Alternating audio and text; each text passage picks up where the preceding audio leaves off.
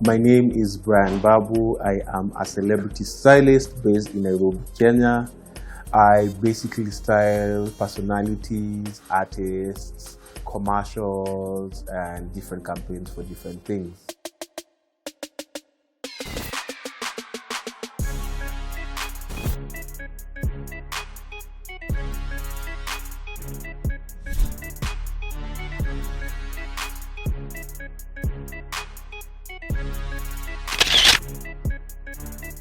I'm a trained financial economist. My mom owned a tailoring shop a while back when we were kids. So that's where I sort of picked up a lot to do with fashion and outfits and clothes. And also it sort of worked on my taste for everything. I used to be just a lover of fashion. I used to put together outfits for my family members and my friends, and I really didn't think it was an actual job. I thought it was just like something, and I thought stylists were I don't know what I thought stylists were. But then one day, as I was doing the thing, guys were like, oh, this is, so you're like a stylist, you put stuff together. I'm like, yeah, I guess that is what I am. Yeah, then I wrote to Sunny Dollar, who's like who's still a very big stylist today, and like to help him on a project and stuff like that. Then, yeah, alas, here we are.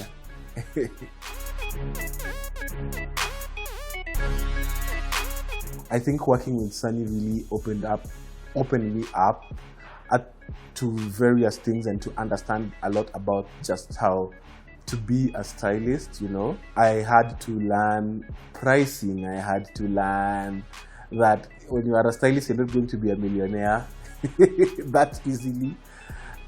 So it opened my eyes to very many things in terms of just how the business works. And then it helped me sort of figure out what I want to do eventually, if it was really styling, because it's like, this is a passion, but I wanted to do it as a job. But then at some point I was just like, this is looking like tricks. So I sort of found my footing after my discussion with Sunny and like working with him for like a couple of shoots, because Sunny didn't like really get me into an internship. He got me straight into a job, and we were working with him, and then I was learning on the job as we were going. Yeah.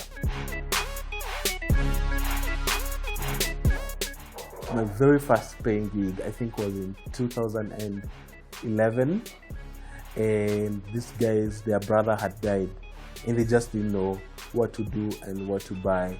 So I took them shopping for a suit for the corpse. I remember it was a navy blue suit and a blue or white shirt with the tie had stripes and a pocket square. And I also bought them socks together with that. And the pay was, I think, 1,000 or 2,000 both. You are a stylist. What is that? So you want to tell me like people cannot even dress themselves? You have to dress them. What do you mean you're dressing people for a living?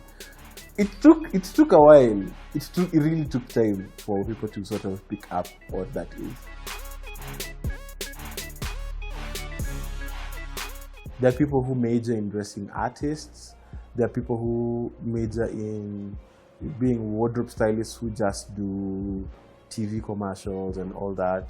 There are people whose work is editorial work, you know, like they style for magazines and online platforms. Very editorial, very, you know, a bit on the edgier side. Then there are people who costume design for films and all that. So I've done a bit. And then there are also personal shoppers who are also stylists. So I've done a bit of everything. At some point, I was doing a bit of everything, but now I'm mostly focused on doing personalities and entertainment styling, which is gives me a bit more leeway in terms of creativity. But once in a while, I'll do a commercial here, a commercial there, depending on what the project needs me to do. A lot. Sometimes the weather, the event current affairs, like the way the world is going, trends, culture. I try as much as possible to draw a bit from culture. And I sort of have, and also Western influence also comes in my work. So my work is it's a very huge cocktail of everything. It actually depends on what the client wants. Sometimes there are people who want one-offs. Sometimes there are people who just want photo shoots. Sometimes there are people who want to engage you long-term. So it really varies. So we sort of have a discussion on what you want me to execute, how long we have, and which direction you're looking at. Per look would range from maybe $50 to $100, maybe, depending on what we're doing. Photo shoots are from $200 going upwards. I think it's a lot to do with access. You need to be able to access the kind of clients you want. You need to be able to access the kind of clothes you want, the kind of pieces you want.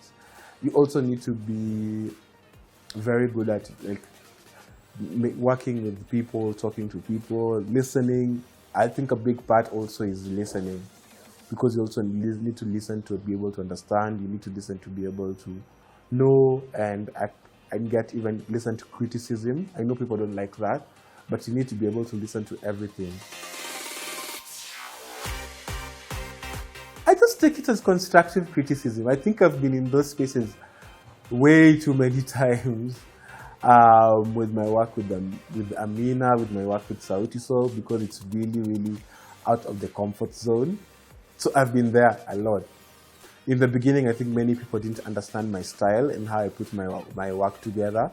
So it was a continuous, I wouldn't say struggle, but it was a continuous way of just building thick skin and developing my style. Because also at that point, I felt like people expected me to dress personalities and entertainment people the same way that you'd meet someone walking down the street. And that just doesn't work for me. I think there's a huge market for stylists. It's just that people focus on a very small part of it, because people want to only style celebrities and personalities and all that. But there are also like regular people, like company executives, CEOs, just like every other Kenyan. Also, they might need to. They have the spending power or the disposable income to spend on services like those, because probably they work a lot, they are not able to find time to go shop, or they just have the money and they have the time, but they just don't know how to do it and where to do it. So there is a market for that a lot. There's a huge market in Kenya. There's the growth of internet and cable TV that has opened people's eyes to the need for this. And even when you look at social media, where people talk about stylists and where people have stylists and people have access to all this information. So you find like if someone is not wearing an appropriate outfit and then the lemon, they're like, this person doesn't have a stylist, or what was this stylist thinking? So the backlash has sort of moved from the person to the person where people expect to be doing these things, and they expect this person to have this kind of thing and these kinds of people. I feel social media plays a huge role, because for me it almost is like marketing and communication, and just like I show a lot of my work on social media, and that also gets me like all the other clients and gets me work outside and all that. Yeah, so social media for me is a key thing in terms of marketing. That you cannot work as a stylist only. You're probably doing something else, or you have another business, or stylists cannot be a stylist for long term. You have a sell by date. So that's one big thing that I find like people have a misconception that styling is just for a specific period of time, but you can't do it long term.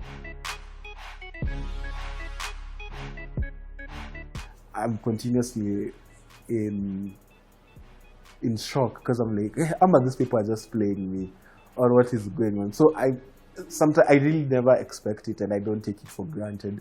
So I'm really grateful, even like for the people who vote, for the people who like put these ceremony awards together and feel that I'm deserving, and the work that I do is deserving of these awards.